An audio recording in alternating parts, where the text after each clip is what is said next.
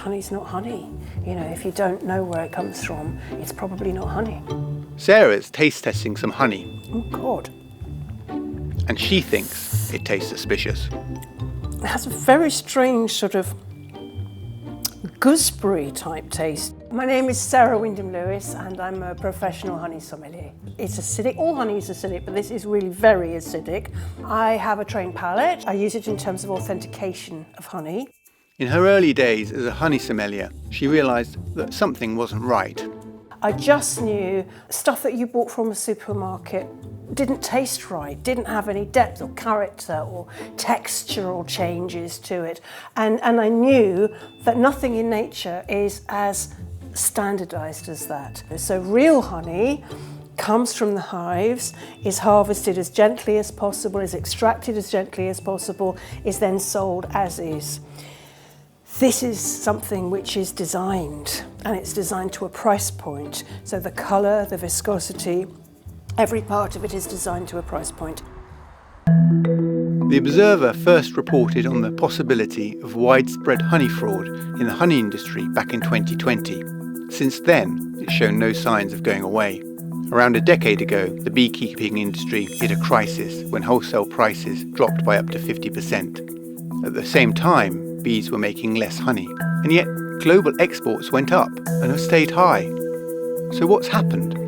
Some of the world's leading experts on beekeeping suggest there is a simple answer: widespread adulteration. Honey being bulked out with something else. These constructed honeys, these technical honeys, are actually less healthy in sugar because you don't know where they come from. There's no way for the normal consumer to sort this out anymore. We just have to say we have two levels of product. One is a honey-flavoured syrup and the other is actual honey. Experts say that this honey adulteration is happening on an industrial scale in the biggest honey-producing country in the world, China.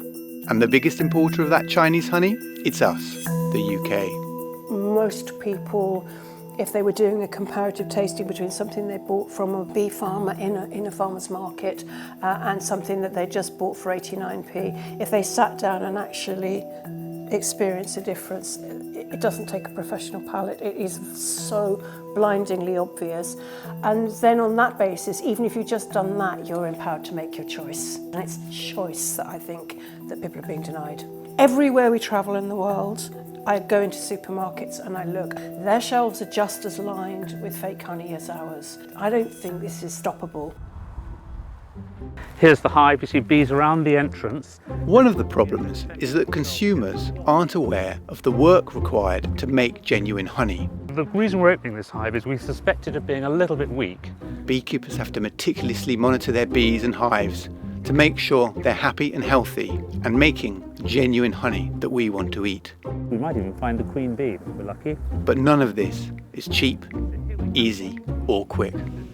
There's this huge lapse between what beekeepers can produce and what the market demands, and that's the pocket that's actually full of fraud. Now, if you've worked a whole solid year as a beekeeper and you're looking at your hard-won product selling for 79p for 300 grams, it doesn't make any sense at all. Sooner or later, the outcome of this is that beekeepers will simply go out of business. The ramifications of those losses of hives from agriculture are, nobody's going to be exempt from that. Even though this honey fraud is so widespread, there are some real things we can do as consumers to help support beekeepers and their bees. Just buy as close to the source as possible. Buy from the actual beekeeper who you'll find in a farmer's market or from your local beekeeping association. And you just think, I'm buying something so real, and every time I taste this, it's going to connect me with that place and that moment. And that's not about money.